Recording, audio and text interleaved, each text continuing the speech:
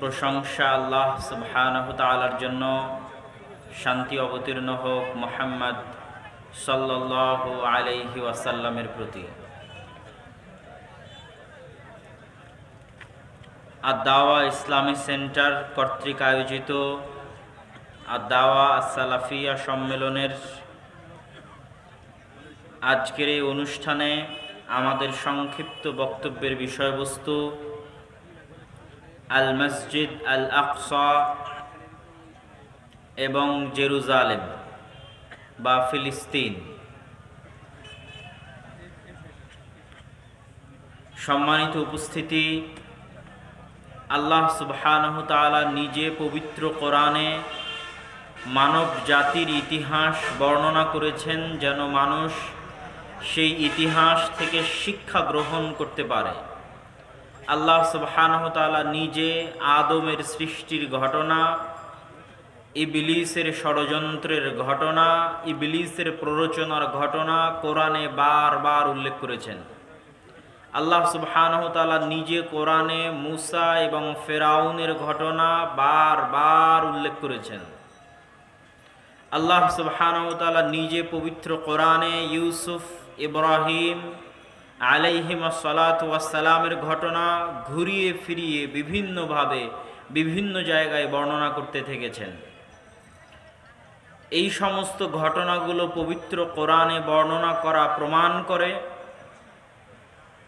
বানু ইসরাইলের ঘটনা বর্ণনা করা প্রমাণ করে যে মানুষের ইতিহাস জানা উচিত, মানুষের ইতিহাস শিখা উচিত এবং ইতিহাস থেকে মানুষের শিক্ষা নেওয়া উচিত।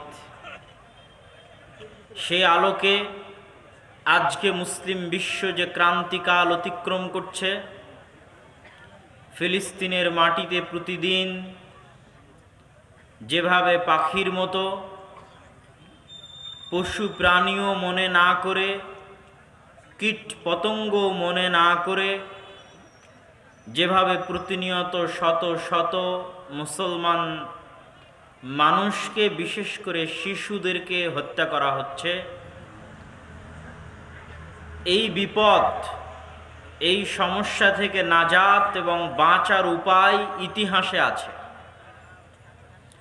কেননা আল্লাহ সুবহানাহু তাআলার পৃথিবী পরিচালনা একটা সিস্টেম থাকে, সুন্নাতুল্লাহ ফি তাকবিনিল আরজ, যে আল্লাহ পৃথিবী এইভাবে চালান। তো আল্লাহ পৃথিবী কেমনে চালান এটা জানতে হলে আপনাকে ইতিহাস পড়তে হবে। ইতিহাস পড়লে আপনি দেখবেন এই হলে আল্লাহ এই করে, এই রকম হলে আল্লাহ এই রকম করেন, সুতরাং আবারও যখন ওই রকম হবে আল্লাহ ওই রকম করবেন, এটা আল্লাহর নীতি। তো আজকে সারা মুসলিম বিশ্ব যে অবস্থায় আছে, এই অবস্থা থেকে যদি তারা বাঁচতে এবং উত্তরণ পেতে চায় তাহলে তাদেরকে ইতিহাস জানতে হবে যে অতীতে কখন মুসলমানেরা এরকম কঠিন ভয়াবহ পরিস্থিতির মুখোমুখি হয়েছিল। আজকে মুসলমানদের যে অবস্থা তার চাইতেও বেশি ভয়াবহ ভয়ঙ্কর অবস্থার মুখোমুখি মুসলমানেরা হয়েছিল ক্রুসেডারদের সময়ে, মঙ্গোলীয়দের সময়ে। হালাকু খা, চেঙ্গিস খা বাগদাদে একদিনে যত মানুষ, যত মুসলমানকে জবাই করেছে, এখন পর্যন্ত ফিলিস্তিনে অত মুসলমান হত্যা বা নিহত হয়নি। তাহলে বেশি ভয়ঙ্কর, বেশি ভয়াবহ ওইটা ছিল যেই দিন হালাকু খা, চেঙ্গিস খা বাগদাদ দখল করেছিল। বেশি ভয়াবহ, বেশি ভয়ঙ্কর ওইটা ছিল যখন 100 বছরের ব্যবধানে একদিকে ইউরোপ থেকে আসা ক্রুসেডার, আর একদিকে চীনের পাশে মঙ্গোলীয় থেকে যাওয়া মঙ্গলেরা, এই দুই বিশাল স্রোতে গোটা মুসলিম বিশ্ব উথাল পাথাল হয়ে গেছিল। সেই সময় ছিল আরো ভয়ঙ্কর, আরো ভয়াবহ। ওই সময়ে লিখিত বইগুলো পড়লে দেখবেন যে ওই সময়ের আলেম ওলামারা লিখছে, যেমন আজকে আপনাদের মধ্যে কথোপকথন আলোচনা হয় বিভিন্ন ফতোয়া মাসলা মাসাইল নিয়ে, তো ওই সময়ের আলেম ওলামারা তাদের বইয়ে লিখছে যে চেঙ্গিস খা, হালাকু খা, এই মঙ্গোলীয়রা এরাই হয়তো ইয়াজুজ আর মাজুজ। আলেম ওলামারা বইয়ে লিখেছে। যে এরাই হয়তো সেই ইয়াজুজ মাজুজ যার কথা কোরআনে এবং হাদিসে বর্ণিত হয়েছে। পরিস্থিতি এত ভয়াবহ ছিল, পরিস্থিতি এত ভয়ঙ্কর ছিল, পরিস্থিতি এত ভয়ানক ছিল। তো মুসলমানেরা কি সেই ভয়ঙ্কর পরিস্থিতি থেকে উত্তরণ পায়নি? পেয়েছে। তো আজকে মুসলমানেরা যে ভয়ঙ্কর ভয়াবহ পরিস্থিতির মধ্যে দিয়ে যাচ্ছে, এখান থেকে উত্তরণের রাস্তা আছে, কিন্তু ওইটা ইতিহাসেই আছে। সেই ইতিহাস থেকে আপনাদের সামনে সংক্ষিপ্ত ইতিহাস, ফিলিস্তিন, জেরুজালেম, মসজিদে আকসার সংক্ষিপ্ত ইতিহাস, যার মধ্যে আপনাদের জন্য শিক্ষা আছে, মুসলমানদের জন্য শিক্ষা আছে। যে ইতিহাসগুলো আল্লাহ এবং তার রাসূল সাল্লাল্লাহু আলাইহি ওয়াসাল্লাম কোরআন এবং হাদিসে বলে গেছেন, তার আলোকে আপনাদের সামনে পেশ করব। আল্লাহ সুবহানাহু ওয়া তাআলা পবিত্র কোরআন মাজিদে বলছেন, ইন্না আউওয়ালা বাইতিন উযিআ লিন-নাস বিবাক্কাহ, আসমানের নিচে জমিনের উপরে আল্লাহর ইবাদতের জন্য প্রথম যে ঘর তৈরি করা হয়েছিল তা মক্কায়।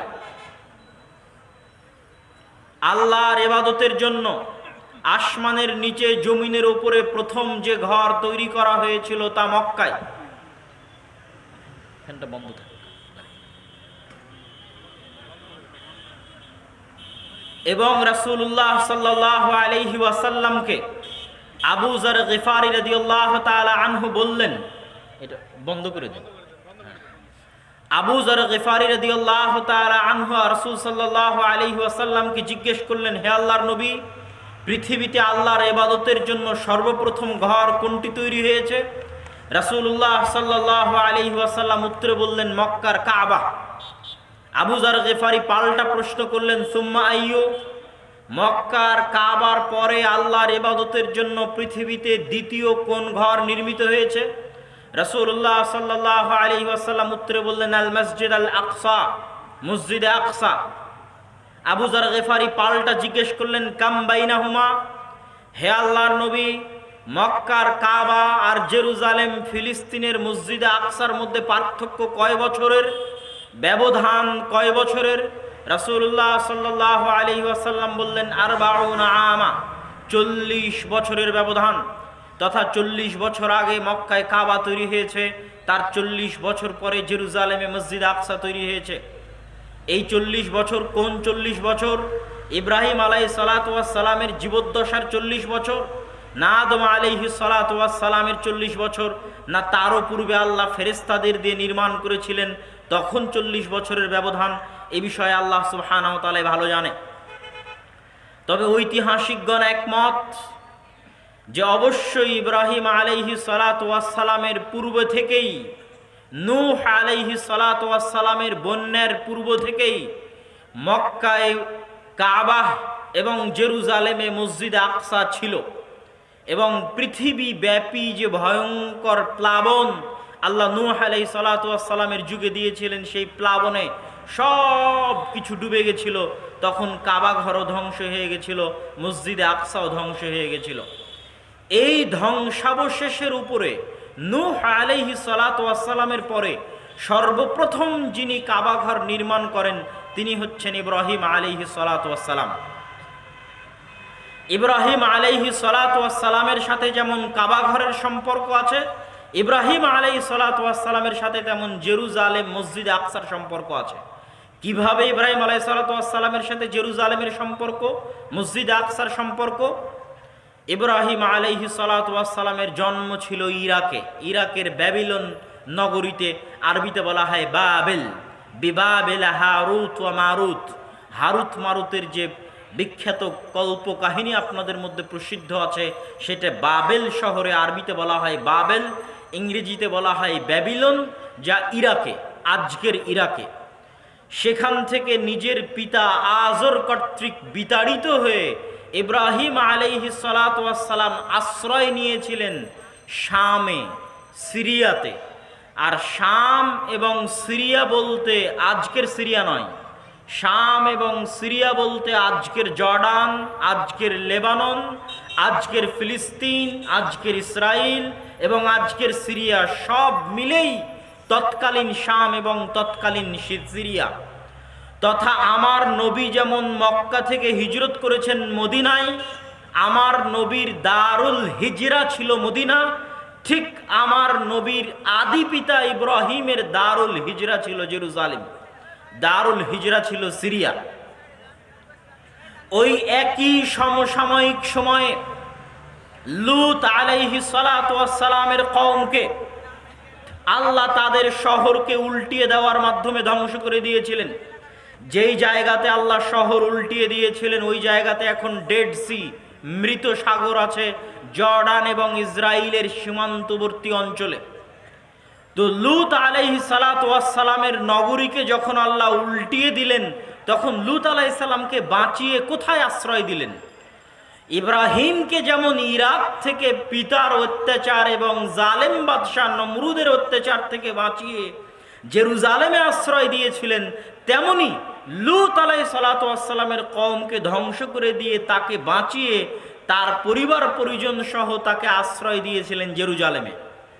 এই কথা আল্লাহ নিজে কোরআনে বলছেন। কি বলছেন?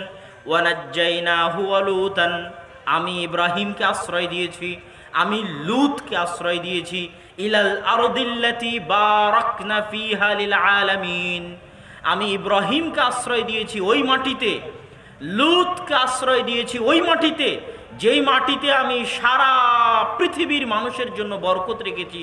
বলেন আল্লাহু আকবার। আল্লাহ কোরআনে বলছেন জেরুজালেমের মাটিতে সারা পৃথিবীর মানুষের জন্য বরকত আছে। ফিলিস্তিনের আল মসজিদ আল আকসার মাটিতে সারা পৃথিবীর মানুষের জন্য বরকত আছে। এখনও কোরআনে এই আয়াত এভাবেই লিপিবদ্ধ আছে এবং আল্লাহ বলছেন এখানে আমি আশ্রয় দিয়েছি ইব্রাহিমকে, এখানে আমি আশ্রয় দিয়েছি লূতকে। তাহলে আমরা বলছিলাম মসজিদে আকসার ইতিহাস, মসজিদে আকসার সাথে ইব্রাহিম আলাইহিস সালাতু ওয়াস সালামের সম্পর্ক, জেরুজালেম মসজিদে আকসার সাথে লূত আলাইহিস সালাতু ওয়াস সালামের সম্পর্ক, ওই পবিত্র ভূমির সাথে নবীদের সম্পর্ক বলছিলাম। এবার পরের পর্বে আমরা দেখব মক্কার কাবা এবং জেরুজালেমের মসজিদে আকসা, এই দুটার মধ্যে যোগসূত্র কানেকশন স্থাপনকারী প্রথম নবীও ইব্রাহিম। ইব্রাহিম আলাইহিস সালাতু ওয়াস সালামের দুই স্ত্রী সারা এবং হাজেরা।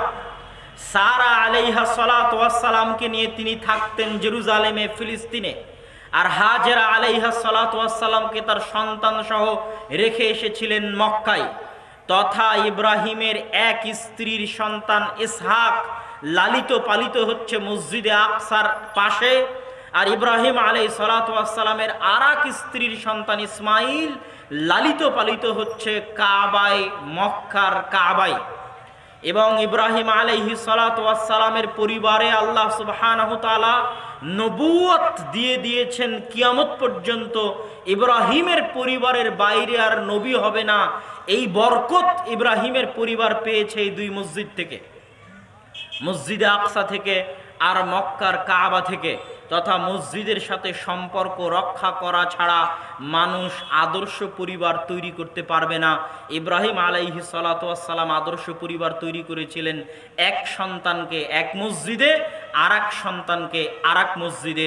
পৃথিবীর দুই শ্রেষ্ঠ মসজিদে তার দুই স্ত্রীর দুই সন্তান মরা পর্যন্ত, শেষ জীবন পর্যন্ত থেকেছে। ইসমাইল আর তার বংশধরেরা মুহাম্মদ সাল্লাল্লাহু আলাইহি সাল্লাম পর্যন্ত, আর ইসহাক আর তার বংশধরেরা ঈসা আলাইহিস সালাতু ওয়াস সালাম পর্যন্ত এই মসজিদের খেদমত করতে থেকেছে। সম্মানিত উপস্থিতি, এই জন্য আজও ইব্রাহিম আলাইহিস সালামের কবর, আজও ইসহাক আলাইহিস সালাতু ওয়াস সালামের কবর, আজও ইয়াকুব আলাইহিস সালাতু ওয়াস সালামের কবর ওই জেরুজালেমেই, ওই ফিলিস্তিনেই। এবং আমরা আরও ঘটনাক্রমে মুসা আলাইহিস সালাম পর্যন্ত যাব। তো এখানে ইব্রাহিম আলাইহিস সালাতু ওয়াস সালামের প্রথম স্ত্রী সারার সন্তান ইসহাক। ইব্রাহিমকে ইউরোপের লোকজন বলে আব্রাহাম, আব্রাহাম লিঙ্কন নাম শুনেছেন। আব্রাহাম মানে ইব্রাহিম, তারাও নবী ইব্রাহিমকে সম্মান করে। মিল্লাত ইব্রাহিমের দাবিদার পৃথিবীতে তিনটা ধর্ম, ইহুদি এবং নাসারা।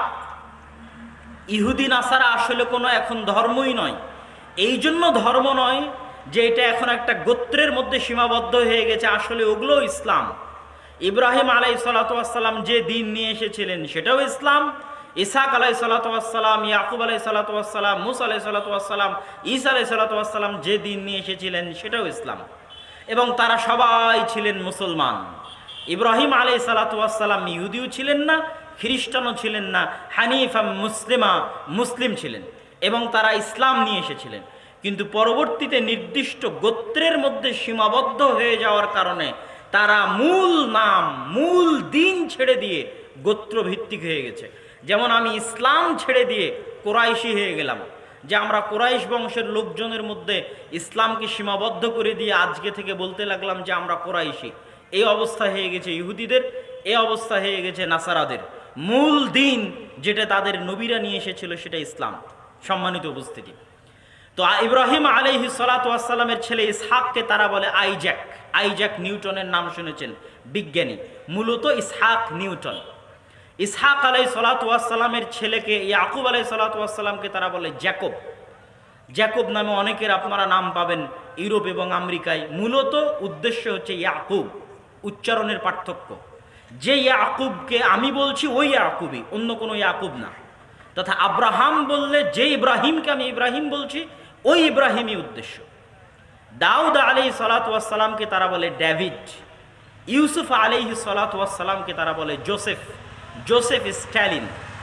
জোসেফ নামে অনেক স্কুল কলেজ আছে সারা বাংলাদেশে, মূলত এগুলো সব ইউসুফ।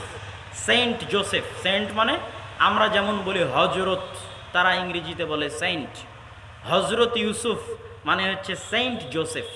যেই ইউসুফকে আমি বলছি সেই ইউসুফই, অন্য কোনো ইউসুফ নয়। সম্মানিত উপস্থিতি, তো ইব্রাহিম আলাইহিসসালামের ছেলে ইসহাক, ইসহাকের ছেলে ইয়াকুব, ইয়াকুবের ছেলে ইউসুফ।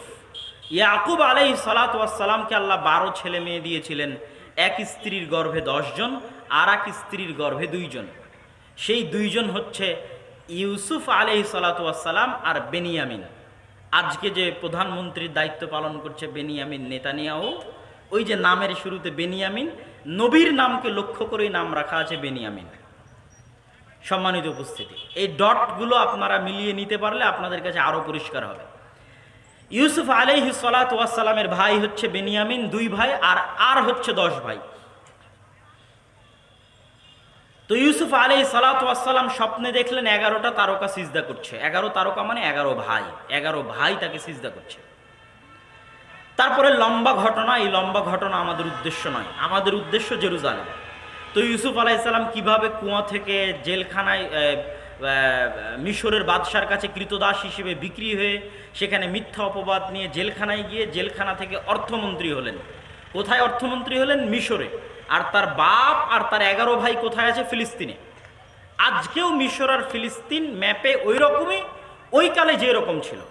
আজকেও গাজাতে আপনি কোনো ত্রাণ দিতে পারবেন না মিশরের সীমান্ত ছাড়া। একমাত্র মিশরের সীমান্ত দিয়েই গাজাতে ত্রাণ পৌঁছানো সম্ভব। গাজার রাফা ক্রসিং দিয়ে, মিশরের রাফা ক্রসিং দিয়ে গাজায় ত্রাণ পৌঁছানো সম্ভব। ওই কালেও মিশর আর ফিলিস্তিনের যোগাযোগ ছিল এরকম, মানে বেশি, যাতায়াত বেশি। আজকে যেমন ফিলিস্তিন আর মিশরের যাতায়াত বেশি। তো এই জন্য ইউসুফ আলাইহিসসালাম মূলত ফিলিস্তিনের কুয়া থেকে উঠে বাজারে বিক্রি হয়ে গেছিলেন মিশরে। আর বাপদাদা ছিল ফিলিস্তিনে, ইয়াকুব এবং তার 11 ভাই। উনি ওনাদেরকে ডেকে পাঠালেন, ওনারা মিশরে গেলেন। 70 জনের বিশাল পরিবার নিয়ে ইয়াকুব আলাইহিসসালাম মিশরে গেলেন। 200 এবং 250 বছর যাবৎ, ইউসুফ আলাইহিসসালামের মৃত্যুর পরেও 200-250 বছর যাবৎ ইয়াকুব আলাইহিসসালামের সন্তানেরা তথা বানু ইসরাইলেরা এই মিশরে সুখে শান্তিতে বসবাস করতে লাগলো, ক্ষমতার ভাগিদার হয়ে। তারপরে ফেরাউন যখন ক্ষমতা দখল করে নিল, এবার আসছে মুসা। তাহলে ইউসুফের প্রায় 400 বছর পরে মুসা, মনে রাখতে হবে। ইউসুফ আলাইহিসসালামের প্রায় 400 বছর পরে ওই বংশে তথা ইব্রাহিমের বংশে, ইসহাকের বংশে, ইয়াকুবের বংশে, ওই বংশেই মুসা আলাইহিসসালামের জন্ম। তখন ফেরাউনের অত্যাচার চলতেছে 100-150 বছর যাবৎ। কি অত্যাচার? শিশু হত্যা। আজকে যেমন তারা টার্গেট করে শিশু হত্যা করছে ফিলিস্তিনের, একদম ইচ্ছাকৃতভাবে টার্গেট করে যে শিশু হত্যা করতে হবে, এইভাবে ফেরাউন টার্গেট করে ইচ্ছা করে শিশু হত্যা করত। আজকে যেমন তারা ইচ্ছা করে টার্গেট করে বানু ইসমাইলের, আমরা হচ্ছে বানু ইসমাইল, উম্মতে মুহাম্মাদি হচ্ছে বানু ইসমাইল, বানু ইসমাইলের মুসলমানের সন্তানদের টার্গেট করে হত্যা করতেছে শিশুদেরকে। ওই কালের ফেরাউন বানু ইসরাইলের সন্তানদের টার্গেট করে হত্যা করত।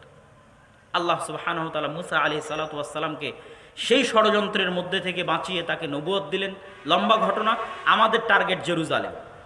মুসা আলাইহিস সালাতু ওয়াস সালামের উপর যখন ফাইনাল অ্যাটাকে গেল ফেরাউন, মুসা আলাইহিস সালাম পালাচ্ছেন। পালাতে পালাতে সমুদ্রে রাস্তা তৈরি হলো 12টা। 12টা রাস্তা কেন? ওই যে ইয়াকুব আলাইহিস সালামের 12 সন্তান ছিল, 12 সন্তানের জন্য 12 রাস্তা। 12 রাস্তা দিয়ে সমুদ্র অতিক্রম করে যেখানে গেলেন সেটা সিনাই মরুভূমি। আজকেও লোহিত সাগরের ওই পারে ফিলিস্তিনের সাথে লাগানো গুগল ম্যাপে গেলে দেখবেন যে সিনাই মরুভূমি। ওই সিনাই মরুভূমিতেই তুর পাহাড় আছে, যেই তুর পাহাড়ে মুসা আলাইহিস সালাতু ওয়াস সালাম তাওরাত আল্লাহর পক্ষ থেকে রিসিভ করেছিলেন, পেয়েছিলেন, ওই সিনাই মরুভূমিতে আছে। আর মরুভূমি হওয়াতে কোনো পানি ছিল না, মরুভূমি হওয়াতে কোনো খাবার ছিল না। এই জন্য আল্লাহ পাথর ফেটে ঝর্ণা প্রবাহিত করেছিলেন তাদের জন্য। আসমান থেকে খাবার পাঠাতেন, মান্নার সালোয়া। আসমান থেকে মান্না সালোয়া কিভাবে আসতো? আসমান থেকে মান্না সালোয়া পাখির আকৃতিতে তাদের বাড়িতে আসতো। তারা পাখি ধরে সেটা জবাই করত, অথবা গাছে তারা কোনো পাত্র রেখে আসতো, সেই পাত্রে আসমান থেকে খাবার আসতো এবং সেই খাবার তারা ভক্ষণ করত, কেননা মরুভূমিতে কোনো খাবার উৎপাদনের ব্যবস্থা ছিল না। তো মুসা আলাইহিস সালাতু ওয়াস সালাম ফেরাউন ডুবে যাওয়ার পরে মিশরে ফেরত গেলেন না কেন? এখান থেকেই বুঝবেন জেরুজালেমের কানেকশন। মুসা আলাইহিস সালাতু ওয়াস সালাম মূলত মিশর থেকে পালিয়ে যাচ্ছিলেন না। মুসা আলাইহিস সালাতু ওয়াস সালাম মূলত ফিরে যাচ্ছিলেন ওই যে 400 বছর আগে তার আদি পিতা ইয়াকুব 70 জনের পরিবার নিয়ে ফিলিস্তিন থেকে মিশরে আসলো। তার দাদা, তার বাবা ইব্রাহিম, ইসহাক সব কোথায় বসবাস করত? সব ফিলিস্তিনে, জেরুজালেমে বসবাস করত। ইয়াকুব কোথায় বসবাস করত? ফিলিস্তিনে, জেরুজালেমে বসবাস করত। ওই নিজের বাপদাদার আদি ভিটায় ফিরে যাচ্ছিলেন, মিশর থেকে পালিয়ে যাচ্ছিলেন না। এই জন্য তিনি পুনরায় আর মিশরে ফিরে আসেননি। কিন্তু দুঃখজনক হলেও সত্য যে ওই সময়ে ফিলিস্তিনে, আজকের এই ফিলিস্তিনে, আজকের এই জেরুজালেমে তৎকালীন বিশ্বের সবচেয়ে শক্তিশালী পাওয়ারফুল গোত্র বসবাস করত, তারা হচ্ছে আমালেকা।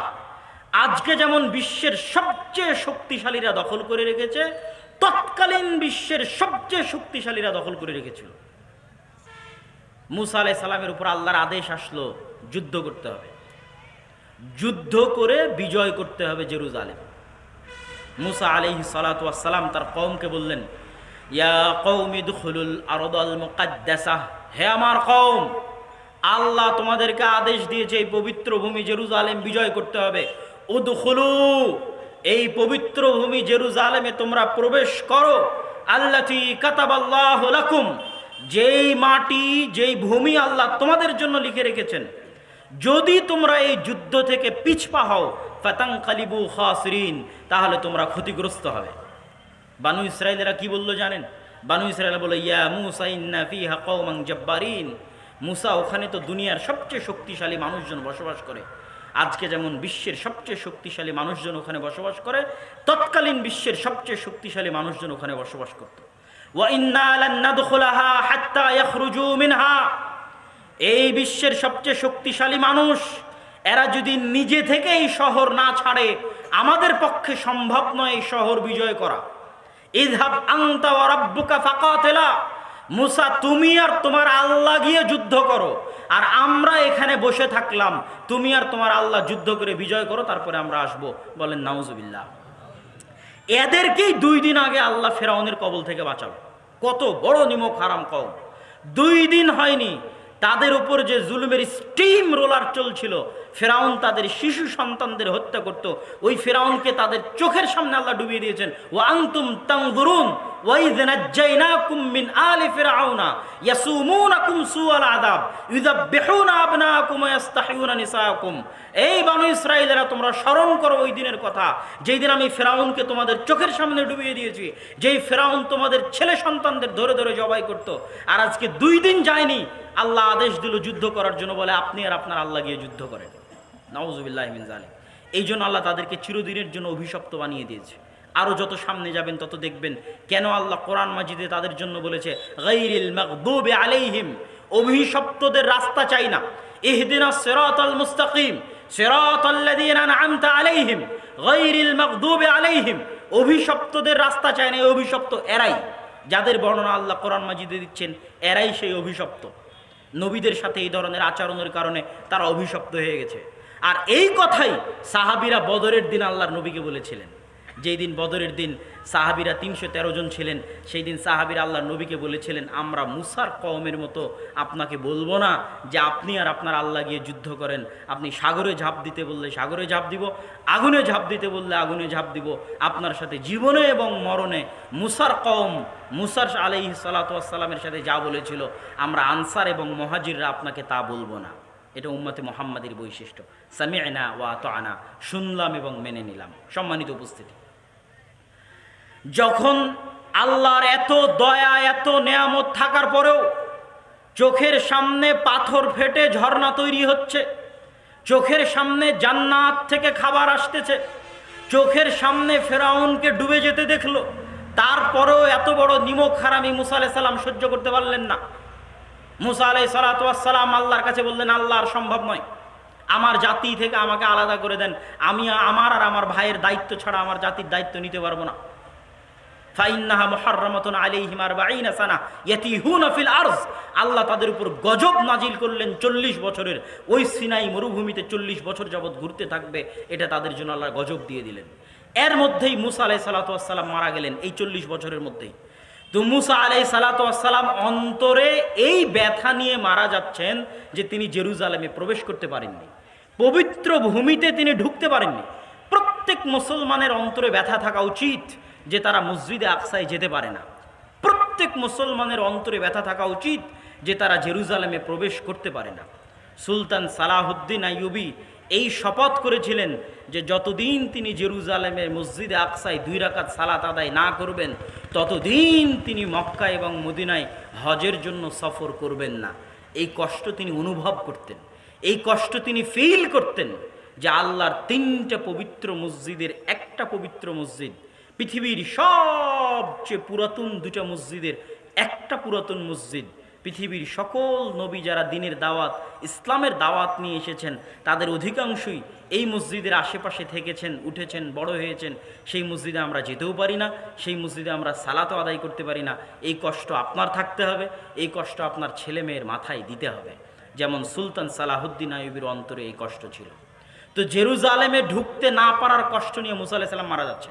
কত বছর আগের ইতিহাস বলছে আপনাকে, অথচ আজকে মনে হচ্ছে বাস্তব। আজকের জেরুজালেমের সাথে মিলিয়ে দেখেন, এটা কত বছর আগের ইতিহাস বলছি। মুহাম্মদ সাল্লাল্লাহু আলাইহি ওয়াসাল্লামেরও কত বছর আগে, ঈসা আলাইহিস সালামেরও কত বছর আগে। কোথায় মুসা আলাইহিস সালাম? তখন মুসা আলাইহিস সালাতু ওয়াস সালাম আল্লাহর কাছে দোয়া করছে, বুখারীর হাদিস, ফাসাআলাল্লাহ আইয়ুদনিয়াহু মিনাল আরজিল মুকাদ্দাসা রামিয়াতা বিহাজারিন। মুসা আলাইহিস সালাতু ওয়াস সালাম মৃত্যুর সময় আল্লাহর কাছে দোয়া করলেন, আল্লাহ, আমার কওমের নিমক হারামির কারণে জেরুজালেমে প্রবেশ করতে পারলাম না, আপনি আমার মৃত্যুটা এই মসজিদে আকসা, এই বাইতুল মুকাদ্দাস, এই জেরুজালেমের এত নিকটে আমার মৃত্যু দান করুন, যেন জেরুজালেম থেকে মসজিদে আকসা থেকে একটা ঢিল নিক্ষেপ করলে আমার কবরে এসে পৌঁছে। কত বড় ব্যথা অন্তরে থাকলে একজন নবী এই দোয়া করতে পারে। মুহাম্মদ সাল্লাল্লাহু আলাইহি ওয়াসাল্লাম বলছেন, আমি যদি আজ ফিলিস্তিনের মাটিতে থাকতাম তাহলে তোমাদের দেখিয়ে দিতাম কোথায় মুসা আলাইহিস সালাতু ওয়াস সালামের কবর আছে। সম্মানিত উপস্থিতি, মুসা আলাইহিস সালাতু ওয়াস সালামের মৃত্যুর পরে, হারুন আলাইহিস সালাতু ওয়াস সালামের মৃত্যুর পরে নতুন নবী হলেন ইউশা বিন নুন। ইউশা বিন নুনকে ওই যে খিজির আলাইহিস সালাতু ওয়াস সালামের বিশাল লম্বা ঘটনা আপনারা জানেন, যে মুসা আলাইহিস সালাম একজন যুবককে সাথে করে নিয়ে খিজির আলাইহিস সালামকে খুঁজতে বের হয়েছিলেন। যেই যুবকের প্যাকেট থেকে, থলে থেকে মাছ বের হয়ে গেছিল, ওই যুবকই ছিল ইউশা বিন নুন। যখন বানু ইসরাইলদের উপর যুদ্ধ ফরজ হয় জেরুজালেম দখল করার জন্য, তখন তো কেউ যুদ্ধে যেতে রাজি না, কিন্তু 2 জন রাজি হয়েছিল। তার মধ্যে একজন ইউশা বিন নুন। এই 2 জন কি বলেছিল জানেন? এই 2 জন বলেছিল, আল্লাহ কোরআনে তাদের কথা বলছেন, গুরুত্বপূর্ণ না হলে তো আল্লাহ কোরআনে বলতেন না। قال رجلان من الذين يخافون أنعم الله عليهم ادخلوا عليهم الباب। ওই বানু ইসরাইলের মধ্যে 2 জন ব্যক্তি বলল, এই তোমরা কেন এই আমালেকা গোত্র শক্তিশালী পরাশক্তিদের দেখে কেন তোমরা ভয় পাচ্ছ?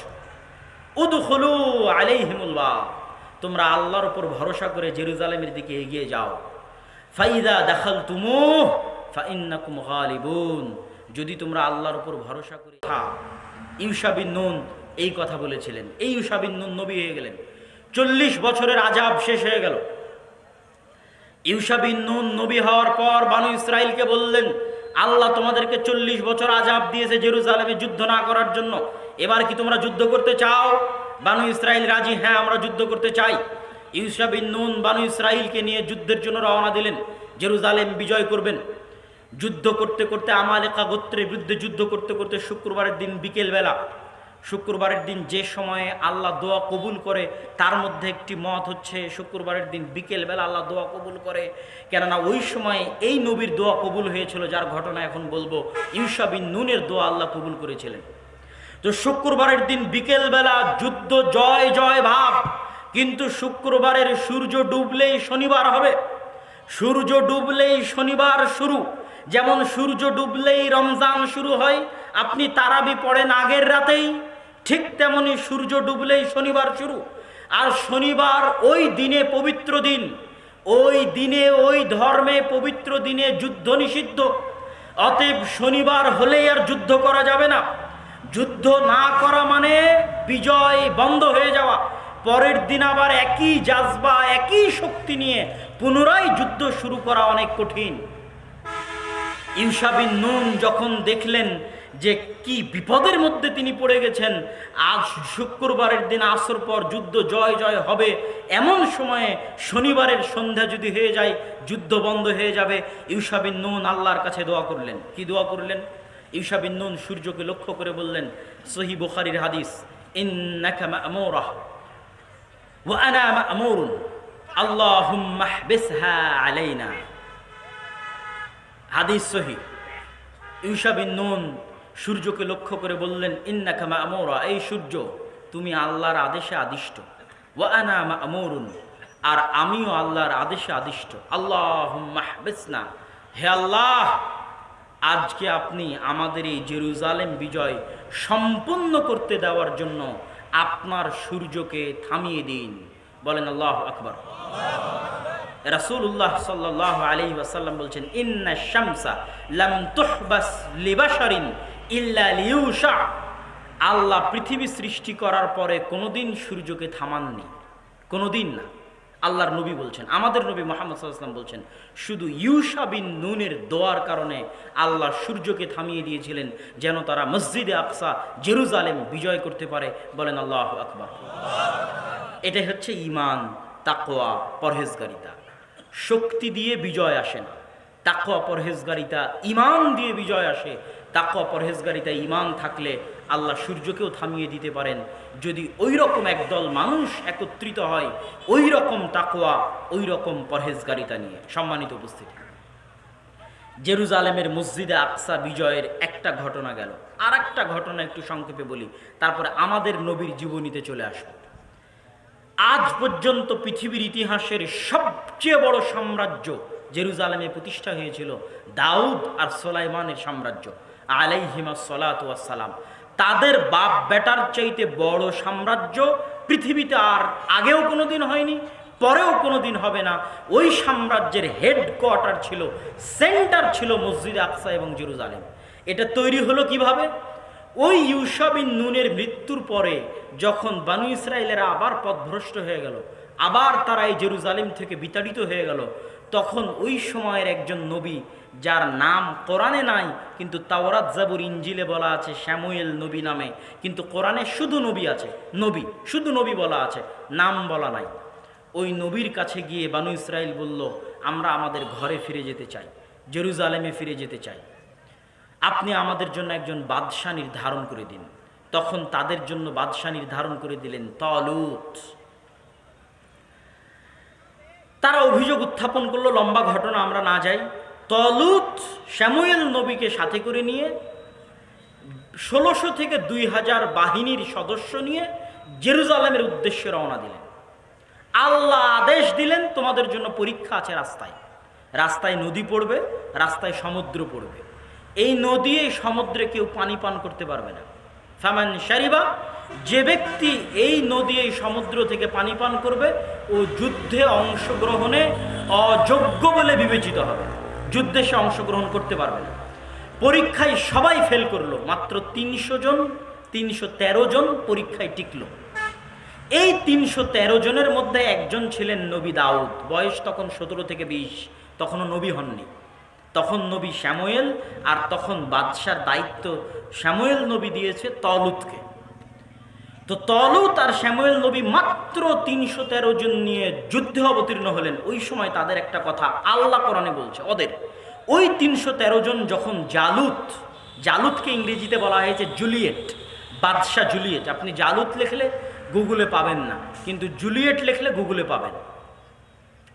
ওই বাদশাহ জুলিয়েটের বিশাল বাহিনী দেখে 313 জন এরা বলছে আমরা কেমনে, কোরআনের ভাষায় কি বলা জানেন, লা তাকাতা লানাল ইয়াউমা বিজালুত ওয়া জুনুদি। আরে আমাদের তো কোনো শক্তি নাই, আজকে এই জালুতের বিশাল সেনাবাহিনীর সামনে আমরা তো কিছুই না।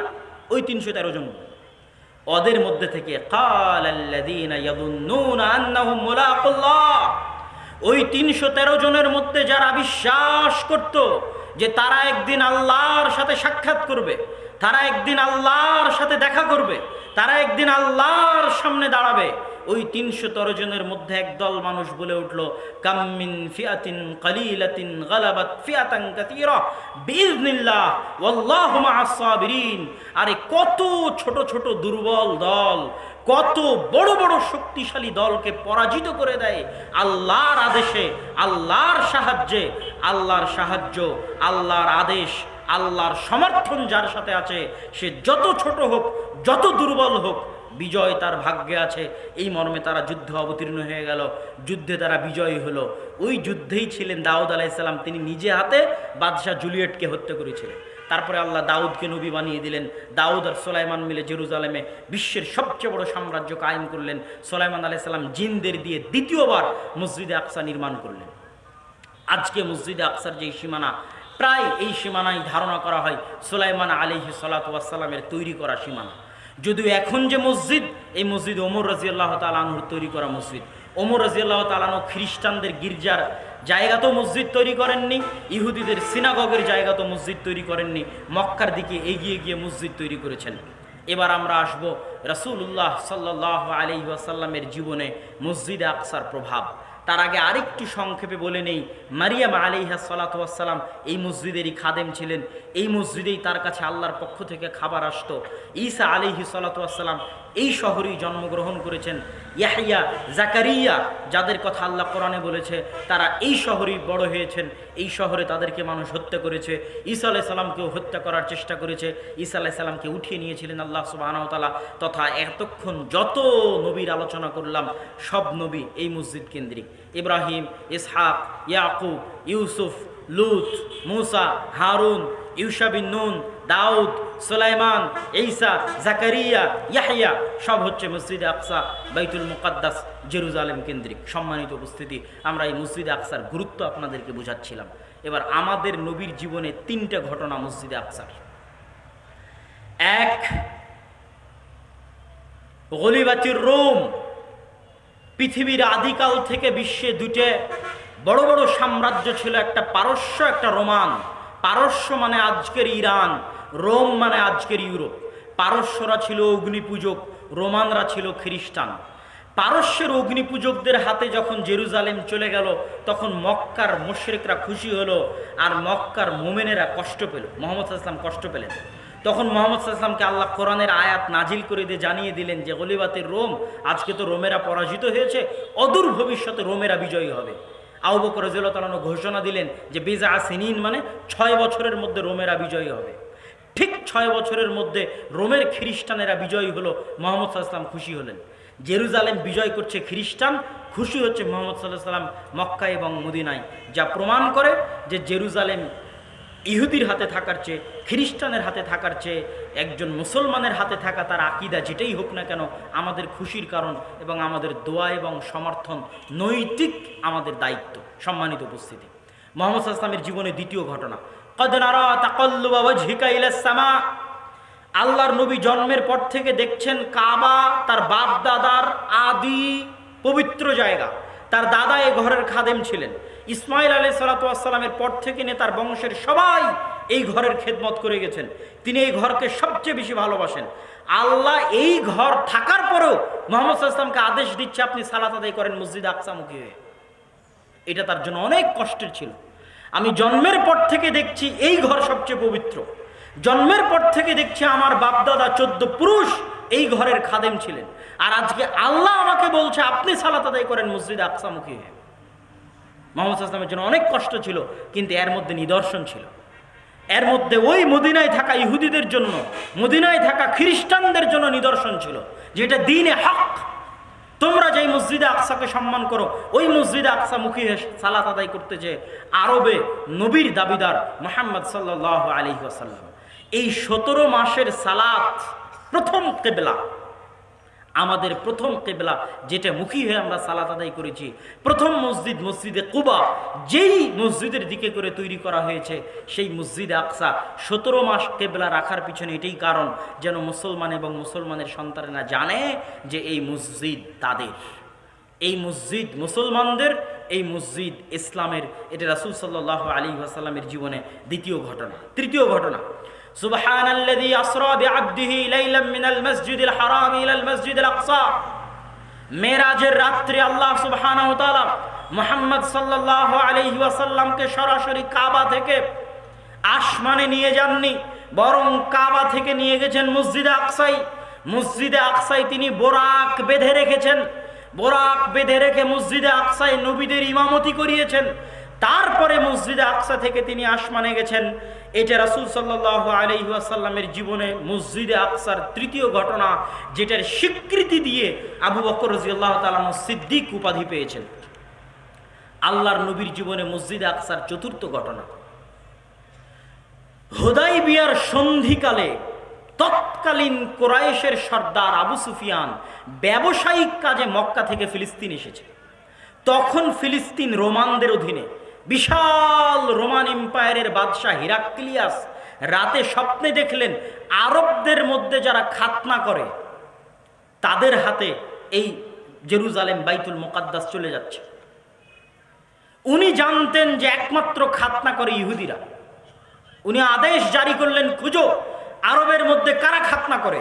তখন ওই শহরে আরব ব্যবসা করতে গেছে আবু সুফিয়ান মক্কা থেকে। রাসূল সাল্লাল্লাহু আলাইহি ওয়াসাল্লামের তৎকালীন শত্রু রাদিয়াল্লাহু তাআলা আনহু পরে ইসলাম গ্রহণ করেছেন। আবু সুফিয়ান রাদিয়াল্লাহু তাআলা আনহুকে ধরে নিয়ে আসা হলো। ধরে নিয়ে এসে বাদশাহ হিরাক্লিয়াস তাকে প্রশ্নের পর প্রশ্ন করলেন। শুধু 2টা প্রশ্ন করে এই লম্বা ঘটনা শেষ করব। বাদশাহ হিরাক্লিয়াস আবু সুফিয়ানকে জিজ্ঞেস করলেন, কি জিজ্ঞেস করলেন? হাল ক্বালা হাযাল কওল মিনকুম আহাদুন ক্বাত্তু ক্বাবলাহ।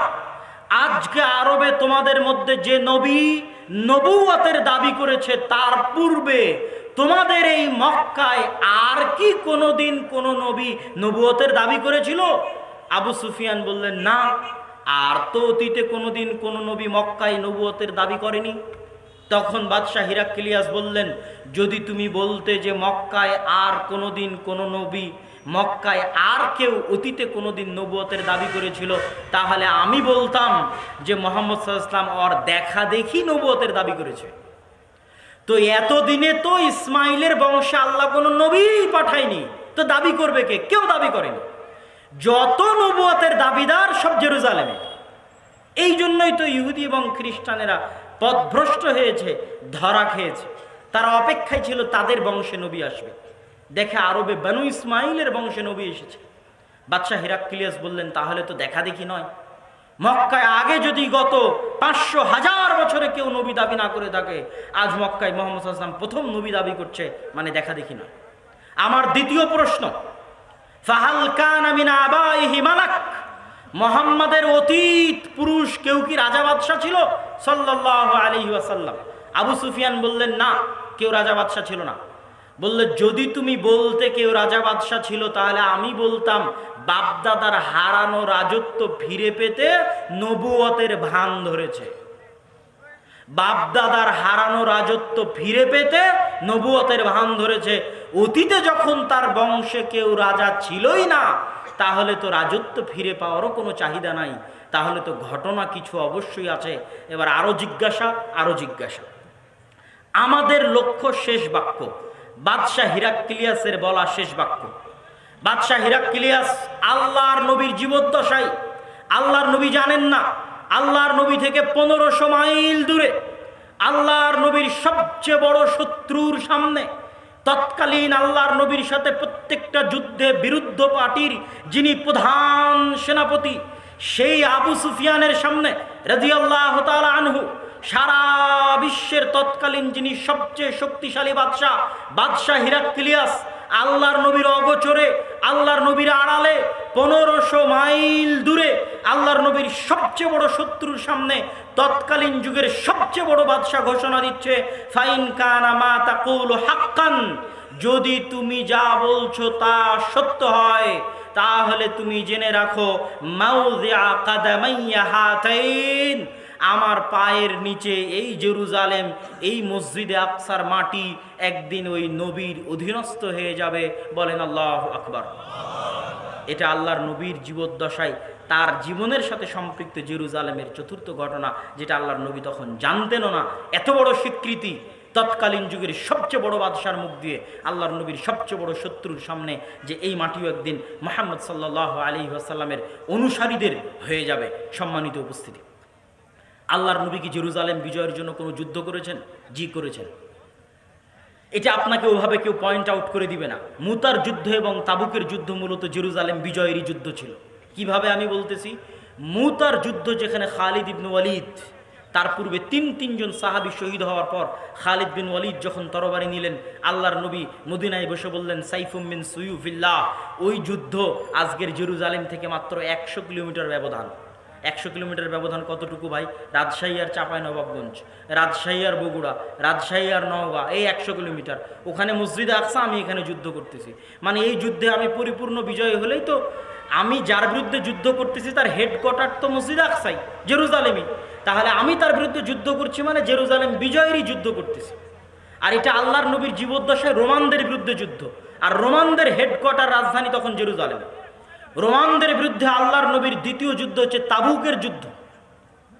সম্মানিত উপস্থিতি, আল্লাহর নবী যেই জেরুজালেমের জয় করার জন্য যেই যুদ্ধের সূচনা করে দিয়েছিলেন, যেই বাহিনী রওনা করে দিয়েছিলেন, আবু বকর রাদিয়াল্লাহু তাআলা আনহু ক্ষমতায় আসার পরে ওই বাহিনীকে থামাননি, কিন্তু একটু গতি স্লোথ স্তিমিত হয়ে গেছিল যাকাত অনাদায়কারীদের কারণে, মিথ্যা নবুয়তের দাবিদারদের কারণে। আবু বকর রাদিয়াল্লাহু তাআলা আনহুর মৃত্যুর পরে যখন ওমর রাদিয়াল্লাহু তাআলা আনহু ক্ষমতায় আসলেন, তখন এই গতি আরো জোরদার, আরো শক্তিশালী লাভ করলো। জেরুজালেম বিজয় করতেই হবে। আজকে আমাদের বক্তব্যের শেষ ঘটনা, জেরুজালেম বিজয়ে মুসলমানদের সবচেয়ে বড় যুদ্ধ ইয়ারমুকের যুদ্ধ। জেরুজালেম বিজয়ে মুসলমানদের সবচেয়ে বড় যুদ্ধ ইয়ারমুকের যুদ্ধ। ইয়ারমুকের যুদ্ধের আগে ওমর রাদিয়াল্লাহু তাআলা আনহু খালিদ বিন ওয়ালিদকে প্রধান সেনাপতির পদ থেকে সরিয়ে দিয়েছেন। খালিদ বিন ওয়ালিদকে প্রধান সেনাপতির পদ থেকে সরিয়ে আবু উবাইদা ইবনুল জাররাহকে প্রধান সেনাপতির দায়িত্ব দিয়েছেন। ইয়ারমুকের যুদ্ধে মুসলমানদের সৈন্য সংখ্যা 12,000, আর বিশাল রোমান এম্পায়ারের সৈন্য সংখ্যা 3 লক্ষ। 3 লক্ষ সেনাবাহিনীর সামনে 12,000 যোদ্ধা নিয়ে যুদ্ধ করা এক অসম কল্পনার শামিল। আবু উবাইদা ইবনুল জাররাহ চিঠি লিখলেন মদিনায় থাকা আমিরুল মুমিনিন খলিফাতুল মুসলিমিন ওমর ইবনুল খাত্তাব রাদিয়াল্লাহু তাআলা আনহুকে উদ্দেশ্য করে, যে আমিরুল মুমিনিন, যদি আজকে 12,000 সৈন্যবাহিনী 3 লক্ষ রোমান সৈন্যবাহিনীর সামনে পরাজিত হয় এবং তারা পৃষ্ঠ প্রদর্শন করে, তাহলে এটা মুসলমানদের জন্য বড় বিপর্যয় হবে, তারা দিন থেকে ফিরে যেতে পারে। অতএব আপনার কাছে করজোড়ে অনুরোধ, আপনি মদিনা থেকে অতিরিক্ত সহযোগিতা পাঠান। আজ ইয়ারমুকের যুদ্ধে 3 লক্ষ সেনাবাহিনীর বিরুদ্ধে 12,000 সেনাবাহিনী নিয়ে যুদ্ধ করা অসম্ভব, আপনি মদিনা থেকে অতিরিক্ত সহযোগিতা পাঠান। ওমর রাদিয়াল্লাহু তাআলা ওই চিঠির উল্টা পিঠে ওমর রাদিয়াল্লাহু তাআলা লিখে পাঠালেন, লা তুহাউবিশান্নাকা কিল্লাতাল মুসলিমিন ওয়া লা তুহাউবিলান্নাকা তোমাদেরকে যেন ভীত সন্ত্রস্ত না করে মুসলমানদের কম সংখ্যা হওয়া, আর তোমাদেরকে যেন হতবিহ্বল না করে রোমানদের সংখ্যাধিক্য হওয়া। কেননা তোমরা জেনে রাখো, আল্লাহর সাহায্য যাদের সাথে আছে তারাই বেশি শক্তিশালী, আল্লাহর সাহায্য যাদের সাথে নাই তারা শক্তিশালী নয়। এই মর্মে ওমর রাদিয়াল্লাহু তাআলা আনহু চিঠি পাল্টা দিয়ে পাঠালেন কোনো সহযোগিতা ছাড়াই। ওমর রাদিয়াল্লাহু তাআলা আনহুর ঈমান কত মজবুত ছিল, কত শক্তিশালী ছিল, কত পাওয়ারফুল ছিল যে তিনি ওই চিঠিরই উল্টা পিঠে পুনরায় লিখে এইভাবে পাঠিয়ে দিলেন কোনো সহযোগিতা ছাড়া। চিঠি যখন আবু উবাইদা ইবনুল জাররাহের নিকটে পৌঁছলো, উনি হতবাক, উনি সাহস করতে পারছেন না। উনি তখন সহযোগী বন্ধু, যিনি তখন প্রধান সেনাপতি নন, খালিদ বিন ওয়ালিদের সাথে পরামর্শ করছেন। পরামর্শ দেন কি করতে পারি। খালিদ বিন ওয়ালিদ বলছেন, যেহেতু আমিরুল মুমিনিন কোনো সহযোগিতা পাঠাননি, তার মানে আমিরুল মুমিনিন কোনো সহযোগিতা পাঠাবেন না। অতএব আমি আপনাকে একটা কথা বলবো, যদি আপনি শোনেন তাহলে চিন্তা ভাবনা করে দেখতে পারেন। আবু উবাইদা ইবনুল জাররাহ বললেন, ঠিক আছে বলেন কি কথা। খালিদ বিন ওয়ালিদ বললেন, আপনি প্রধান সেনাপতি, কথা ঠিক আছে, তবে ইয়ারমুকের যুদ্ধের জন্য, আজকের দিনের জন্য আপনি এই যুদ্ধের দায়িত্ব আমার উপর ছেড়ে দেন। বলেন আল্লাহু আকবার। আমি খালিদ বিন ওয়ালিদ আমার উপর আজকের জন্য যুদ্ধের দায়িত্ব ছেড়ে দেন। আবু উবাইদা ইবনুল জাররাহ খালিদ বিন ওয়ালিদের উপর যুদ্ধের দায়িত্ব দিয়ে দিলেন। ইয়ারমুকের যুদ্ধ হয়েছিল 6 দিন। ছয় দিন মুসলমানেরা লাগাতার মাত্র 12,000 সেনাবাহিনী নিয়ে 3 লক্ষ সেনাবাহিনীর বিরুদ্ধে যুদ্ধ করে জয়লাভ করে সাহাবীরা 3-4 ভাগে ভাগ হয়ে গেলেন। আবু উবাইদা ইবনুল জাররাহ একটা দল, খালিদ বিন ওয়ালিদ একটা দল, এইভাবে 3-4 ভাগে ভাগ হয়ে শুধু শহরের পর শহর বিজয় করতে লাগলেন। আজকের গাজা তখনই বিজয় হলো। ইয়ারমুক যুদ্ধের পরের দিনই গাজা বিজয়, হাইফা বিজয়, তেল আবিব বিজয়, আজকের ইসরায়েল, ফিলিস্তিন, চারিদিক থেকে বিজয় করতে করতে করতে করতে সাহাবীরা চারিদিক থেকে জেরুজালেমকে ঘিরে নিলেন, মসজিদে আকসাকে ঘিরে নিলেন। মসজিদে আকসা ঘিরে রেখেছিলেন 1 মাস।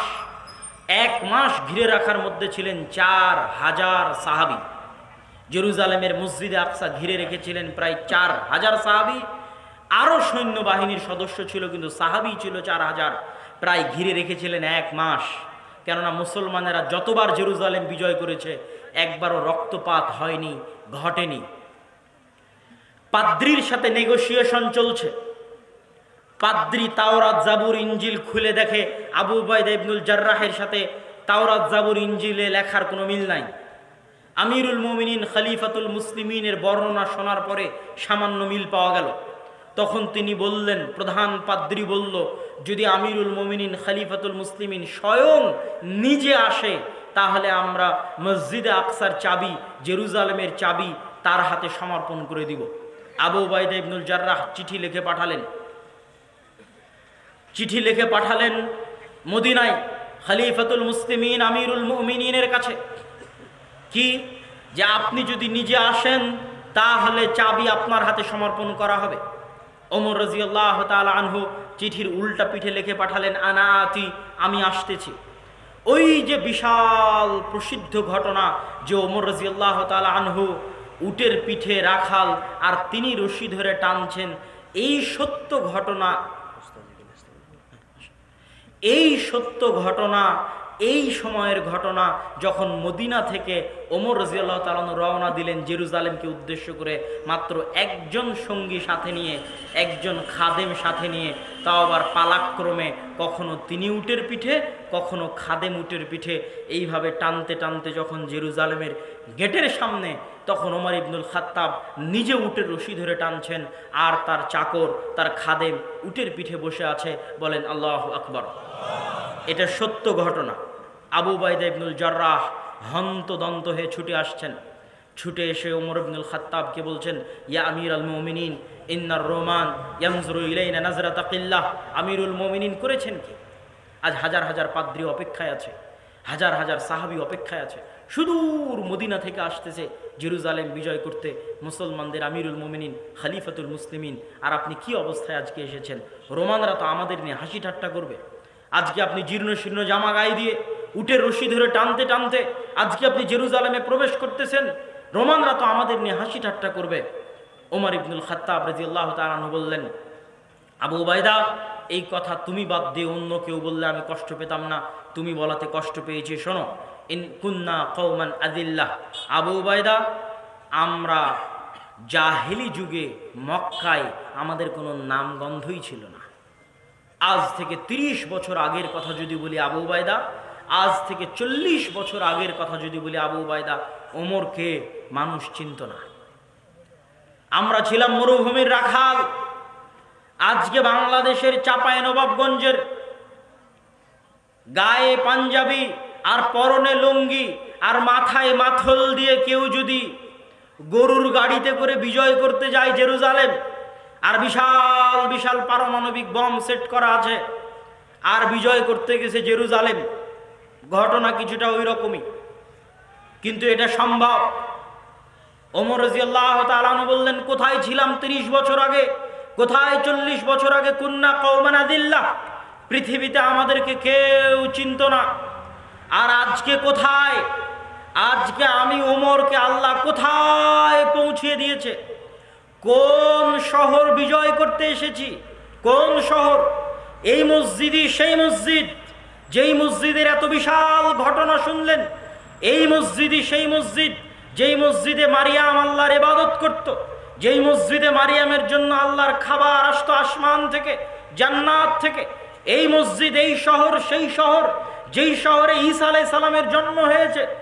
এই শহর সেই শহর যেখানে ইয়াহইয়া এবং জাকারিয়া মারা গেছে। এই শহর সেই শহর যেখানে ইব্রাহিম মারা গেছে, ইসহাক মারা গেছে, ইয়াকুব মারা গেছে, লূত মারা গেছে। এই শহর সেই শহর যেই শহর বিজয়ের জন্য আল্লাহ সূর্য থামিয়ে দিয়েছিলেন। এই শহর সেই শহর যার পাশে মুসা আলাইহিস সালাম মারা গেছেন, এই শহর বিজয় না করতে পারার ব্যথা নিয়ে। এই শহর সেই শহর যেই শহরে পৃথিবীর সবচেয়ে বড় সাম্রাজ্য দাউদ আর সুলাইমান প্রতিষ্ঠা করেছিলেন। আজ কোথায়? মক্কার অন্ধকার যুগ থেকে ৩০-৪০ বছরের ব্যবধানে ওমর বিজয় করতে এসেছে ওই শহর। এই শহর ওমর বিজয় করতে টাকার জোরে, ক্ষমতার জোরে, অস্ত্রের জোরে, পাওয়ারে, জামা কাপড়ে, শান শৌকতে ওমর আজকে এই শহর বিজয় করতে আসতে পারেনি। আজকে ওমর এই শহর বিজয় করতে আসতে পারছে। আ'আজ্জানাল্লাহু বিল ইসলাম। আজকে এই সম্মান আল্লাহ আমাদেরকে কোরআন এবং হাদিস, ইসলাম শক্ত করে মানার কারণে, আল্লাহর নবীর রেখে যাওয়া দিন শক্ত করে মানার কারণে আজকে আল্লাহ আমাদেরকে এই সম্মান দিয়েছে। এটা না আমি রশি ধরে টানছি এই কারণে, না আমি উটের পিঠে এই কারণে, না আমার গায়ে কি জামা কাপড় আছে এই কারণে কখনোই নয়। আল্লাহর দ্বীনের অনুসরণের কারণে আল্লাহ আজকে ওমরকে এই জায়গায় পৌঁছে দিয়েছে। যে কোন শহর বিজয় করছে? গোটা ইহুদিদেরকে বলেন যে তোমাদের গোটা পৃথিবী দিয়ে দেবো, জেরুজালেম দিয়ে দাও বলেন। খ্রিস্টানদেরকে বলেন, ইউরোপ আমেরিকাকে বলেন গোটা দুনিয়া নিয়ে নাও, বাংলাদেশ পাকিস্তান সব নিয়ে নাও, জেরুজালেম আমাদেরকে দাও। দিবে না। কিয়ামতের পূর্ব মুহূর্তে যত বড় বড় যুদ্ধ সংঘটিত হবে, মালহামা আল কুবরা, সব বড় বড় যুদ্ধ এই মাটিতেই সংঘটিত হবে।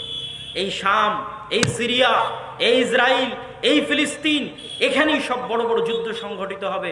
আর অত বড় যুদ্ধ সংঘটিত হওয়ার কারণ এইটা ছাড়া আর কোনোটা এত বড় কারণ হওয়া মানায় না। কেননা এটাই পৃথিবীর একমাত্র কারণ যার জন্য বিশ্বের 90% মানুষ যুদ্ধে জড়িয়ে যেতে পারে। বিশ্বের 90% মানুষ যুদ্ধে জড়িয়ে যেতে পারে, এরকম দ্বিতীয় আর কোনো কারণ পৃথিবীতেই নাই। এই একটাই কারণ আছে, সেটা মসজিদে আকসা, যার কারণে ইহুদিরাও যুদ্ধে জড়িয়ে যেতে পারে, যার কারণে খ্রিস্টানরাও যুদ্ধে জড়িয়ে যেতে পারে, যার কারণে মুসলমানেরাও যুদ্ধে জড়িয়ে যেতে পারে। এই কারণে এটাকে কেন্দ্র করেই কিয়ামতের পূর্ব মুহূর্তের সব বড় বড় যুদ্ধগুলো হবে। আর আল্লাহর নবীর ওই হাদিস যে পাথর বলবে, গাছ বলবে, এই যে আমার পিছনে লুকিয়ে আছে হত্যা করো, এত সহজে গাছ পাথর বলবে না। তাদের অত্যাচারের মাত্রা ওই রকম বেশি হয়ে যাবে, ওই রকম বেশি হয়ে যাবে। আজ যে অত্যাচার করছে এর চাইতেও ভয়াবহ অত্যাচার হবে। অত্যাচারের মাত্রা এত বেশি হবে যে আল্লাহর সৃষ্টি জীব তার বিরুদ্ধে কথা বলবে, আল্লাহর পাথর তাদের বিরুদ্ধে কথা বলবে, আল্লাহর গাছ তাদের বিরুদ্ধে কথা বলবে। তাদের অত্যাচারের মাত্রাতিরিক্ততার কারণে আল্লাহর গাছ, আল্লাহর পাথর তাদের বিরুদ্ধে কথা বলবে। দাজ্জালকে ঈসা আলাইহিস সালাতু ওয়াস সালাম এই জেরুজালেমেই হত্যা করবে। সম্মানিত উপস্থিতি, এই জন্য জেরুজালেম এবং মসজিদে আকসার গুরুত্ব আমাদেরকে বুঝতে হবে এবং এটাও মাথায় নিতে হবে যে এই গোটা ইতিহাসের যদি আমরা সারমর্ম করি তাহলে সারমর্ম কি দাঁড়ায়? ইউশা বিন নুন ক্ষমতা দিয়ে জেরুজালেম বিজয় করেনি, দাউদ আর তালুত ক্ষমতা দিয়ে জেরুজালেম বিজয় করেনি, ওমর রাদিয়াল্লাহু তাআলা আনহু ক্ষমতা দিয়ে বিজয় করেনি, সালাহুদ্দিন আইয়ুবিও ক্ষমতা দিয়ে জেরুজালেম বিজয় করেনি। আল্লাহর সাহায্য, আল্লাহর দয়া, আল্লাহর দয়া, আল্লাহর রহমত কেন এসেছিল? তাদের মধ্যে তাকওয়া, পরহেজগারিতা, দিনদারিতা ছিল। আজকে আমরা মুসলমানেরা আল্লাহর সাহায্য চাচ্ছি, আমরা কতটুকু দিন মানি? আর যারা আমাদের উপর জুলুম করতেছে, অত্যাচার করতেছে, ওরা ওদের দিন কতটুকু মানে? পরীক্ষা করে দেখেন। যারা আজ আপনাদের উপর অত্যাচার করতেছে ফিলিস্তিনে, ওরা মুখে কয়জন দাড়ি রাখে? আর যারা নির্যাতিত হচ্ছে তারা কয়জন রাখে? পরীক্ষা করেন, মাপেন। আজ যারা জুলুম করতেছে, অত্যাচার করতেছে, তারা কয়জন পড়ালেখা নিয়ে ব্যস্ত থাকে, জ্ঞান গবেষণা নিয়ে ব্যস্ত থাকে? আর যারা নির্যাতিত হচ্ছে, মার খাচ্ছে আমরা মুসলমানেরা, আমাদের সন্তানেরা কয়জন ফ্রি ফায়ার, পাবজি, নেশা, মদ, জুয়া নিয়ে ব্যস্ত থাকে? মাপেন। আর তারা কয়জন ব্যস্ত থাকে? মাপেন। স্লোগান দিয়ে আল্লাহর সাহায্য পাওয়া যাবে না, মিছিল করে আল্লাহর সাহায্য পাওয়া যাবে না। কোনোদিন স্লোগান দিয়ে মিছিল করে নবীরা আল্লাহর সাহায্য পায়নি। আল্লাহর সাহায্য পেতে হলে ওই তাকওয়া, ওই পরহেজগারিতা লাগবে। বিশ্বাস না হলে আগে তাদেরকে দেখে আসেন। যারা আপনাদের ওপর জুলুম করছে তাদেরকেই দেখে আসেন। তাদের 100 জনে 99 জনের এইরকম বড় দাড়ি আমি নিজে দেখে এসেছি। 100 জনের 99 জন এইরকম বড় দাড়ি। ওরা সারা পৃথিবীকে ব্যস্ত রেখেছে জুয়ায়, ওরাই সারা পৃথিবীকে ব্যস্ত রেখেছে মদে, সারা পৃথিবীকে ব্যস্ত রেখেছে নেশায়, আর ওরা সারাদিন ব্যস্ত থাকে জ্ঞান গবেষণার পড়া নিয়ে। ওরা চায় আপনাদের ছেলে মেয়েরা যদি নেশাগ্রস্ত হয়, নেশাগ্রস্ত হওয়া মানেই গোলাম হয়ে যাওয়া, নেশাগ্রস্ত হওয়া মানেই অশিক্ষিত হওয়া। আর এরকম লক্ষ কোটি নেশাগ্রস্ত মানুষকে ভেড়ি বকরির মতো, পশু পাখির মতো হত্যা করা সহজ।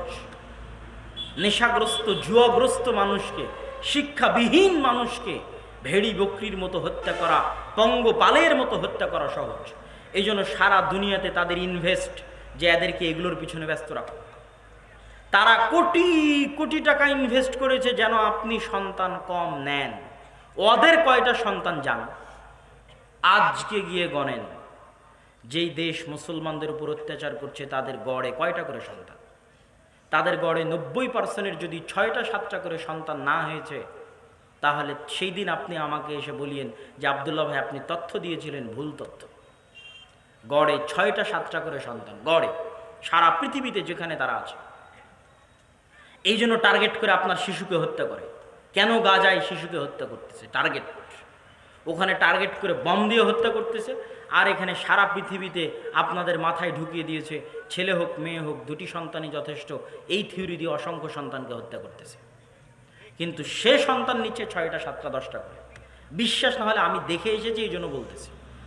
আমি না দেখলে আমি আপনাকে এভাবে জোর দিয়ে তাকিদ দিয়ে বলতাম না। ফ্রান্সের রাজধানী প্যারিসে আইফেল টাওয়ারের সামনে রাত 12টায় যারা মদ খায়, জুয়া খায়, সিগারেট খায়, ওদের কয়টা সাদা চামড়ার দেখে আসে? আমি নিজে দেখে এসে আপনাকে বলছি, কয়টা সাদা চামড়া। সবগুলো মুসলমানের ছেলে মেয়ে, আলজেরিয়া, মরক্কো, আফ্রিকা থেকে গেছে।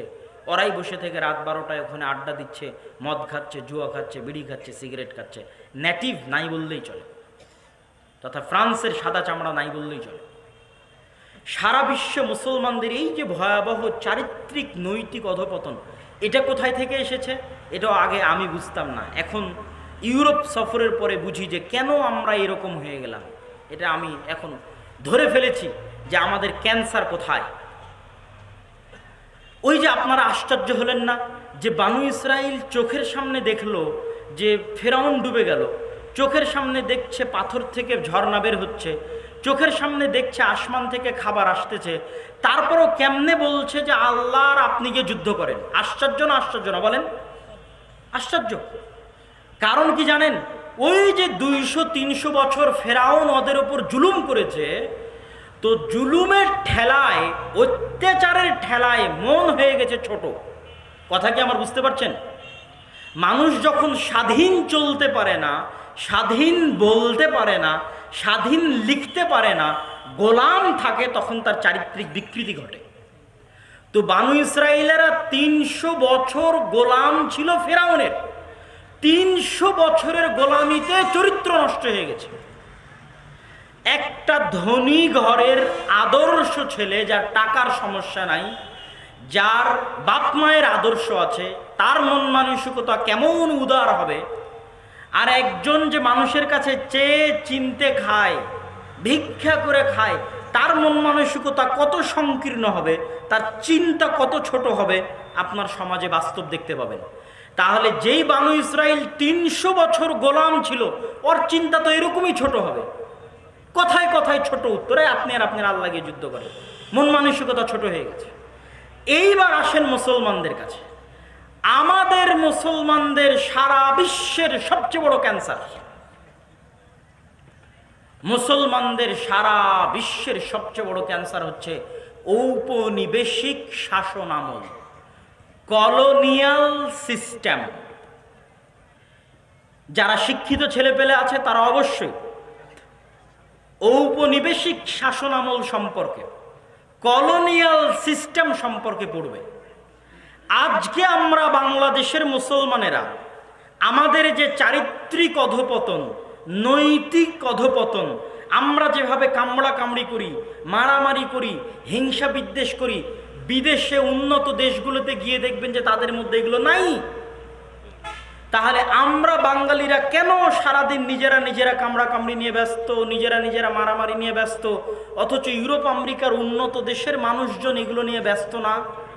তার একটাই কারণ, আমাদের চরিত্র নষ্ট হয়েছে 200 বছরে। আমাদের ভারত, পাকিস্তান, বাংলাদেশের মুসলমানদের চরিত্র কত বছরে নষ্ট হয়েছে বলেন তো? একটু সবাই বলেন, কত বছরে নষ্ট হয়েছে? 200 বছরে।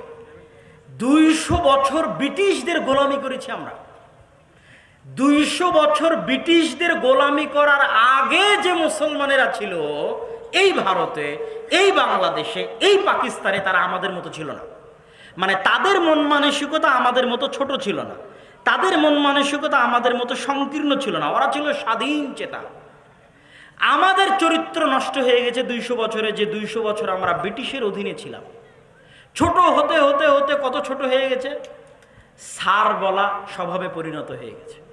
ইংরেজি শিখতে হবে, শিখে চাকরি বাকরি করতে হবে, সরকারি চাকরি নিতে হবে, ইংরেজি না শিখলে হবে না। জন্মগত মেন্টাল গোলামি তৈরি হয়েছে 200 বছরে। 200 বছর যাবৎ গোলাম থাকতে থাকতে থাকতে থাকতে আমরা সারা বাংলাদেশের সব মানুষ মেন্টালি গোলাম। মানে গত 60-70 বছরও আমরা ওই গোলামির ধাক্কা থেকে বেরিয়ে আসতে পারিনি। এটা আমি কখন অনুভব করলাম? যখন দেখলাম কি রে, ফ্রান্সের রাজধানী প্যারিসে আইফেল টাওয়ারে যারা সিগারেট খাচ্ছে, বিড়ি খাচ্ছে, মদ খাচ্ছে, সবগুলো মুসলমান। কেন কেন মুসলমান?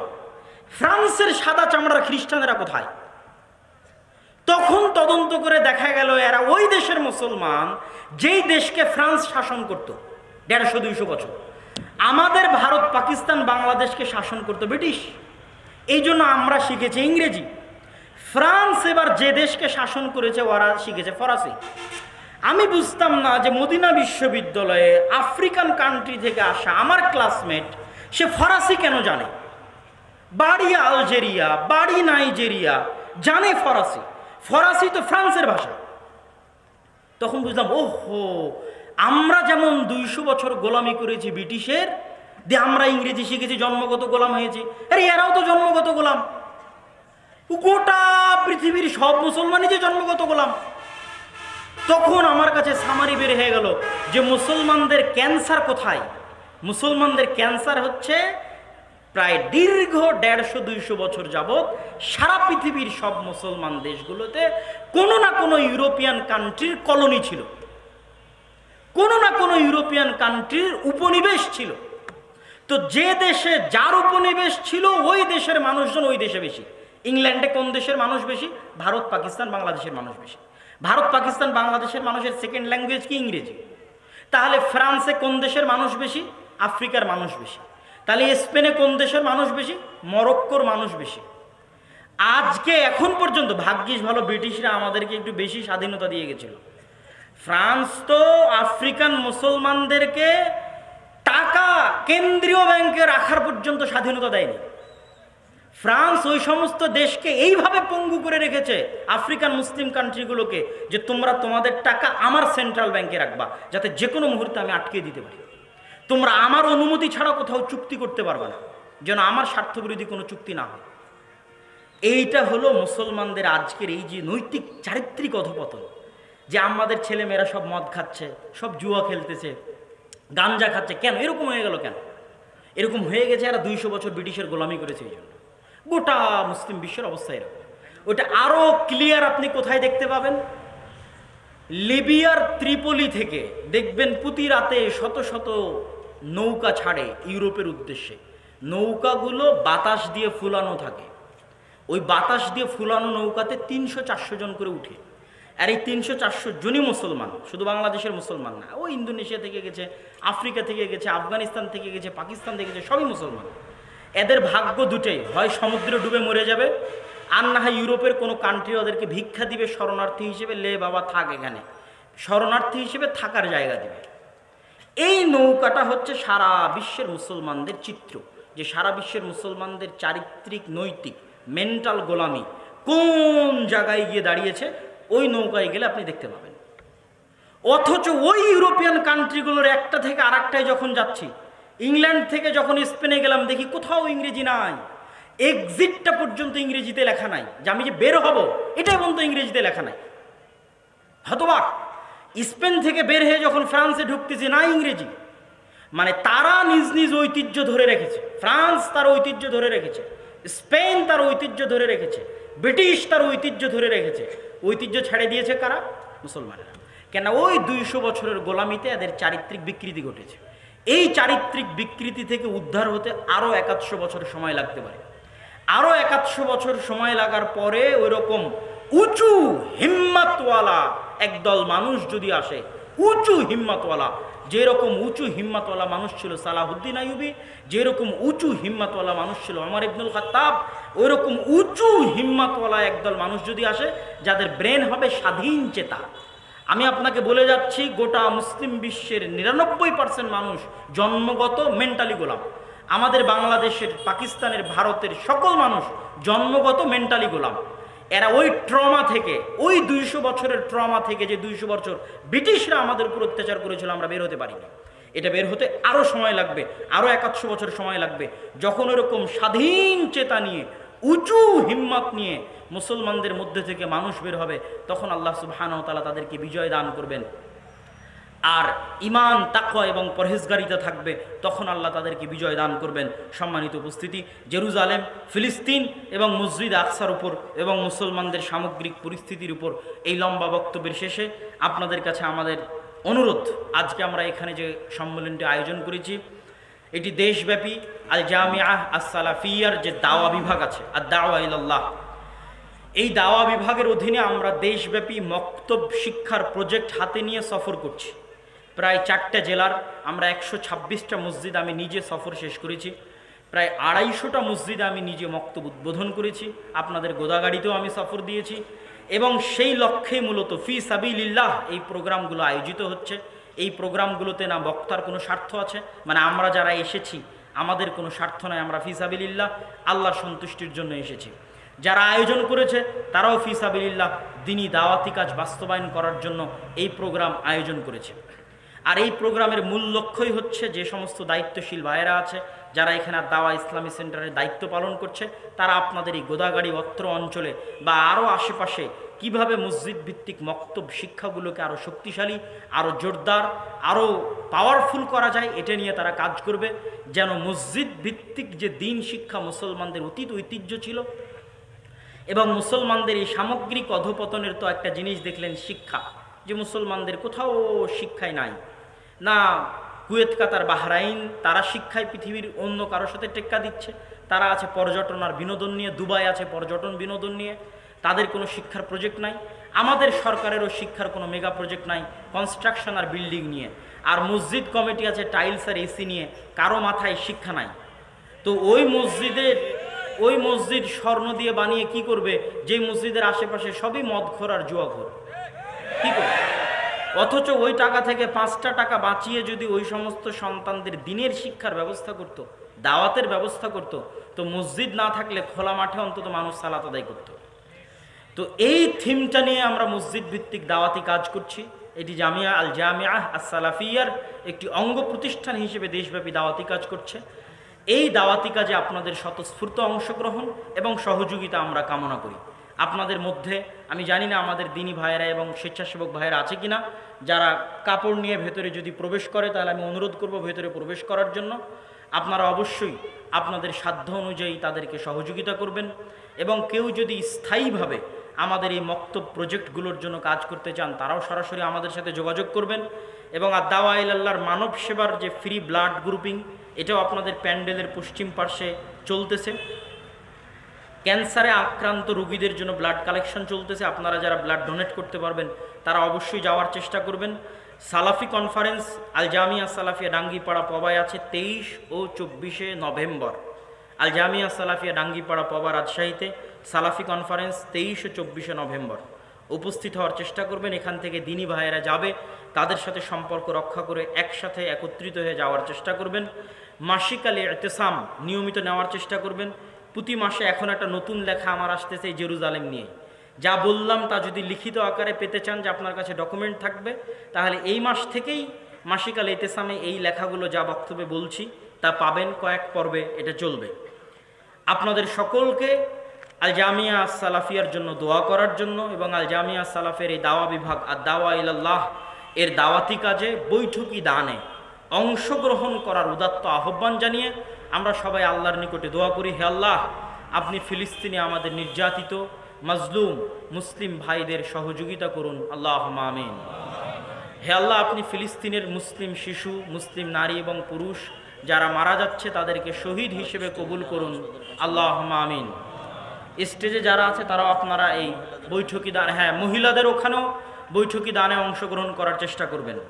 হে আল্লাহ, আপনি আমাদের ফিলিস্তিনের মুসলিম ভাইদেরকে গায়েব থেকে, অদৃশ্য থেকে আপনার মদতের ব্যবস্থা করে দিন, আল্লাহুম্মা আমিন। হে আল্লাহ, আপনি মুসলিমদের মধ্যে থেকে সুলতান আন নাসিরা, এমন একজন সৎ, সাহসী, যোগ্য শাসক পাঠিয়ে দেন, যেই যোগ্য শাসক পুনরায় আল মসজিদ আল আকসা সুলতান সালাহুদ্দিন আইয়ুবীর মতো উদ্ধার করবে, আল্লাহুম্মা আমিন। আর এর জন্য আমাদের মা এবং বোনদের পরহেজগারিতা এবং তাকওয়া খুব জরুরি। যখন কোনো সমাজে বেহায়াপনা, বেলেল্লাপনা ছড়িয়ে পড়ে, তখন ওই সমাজে আর পুরুষ জন্মগ্রহণ করে না। কথা কি বুঝতে পারলেন?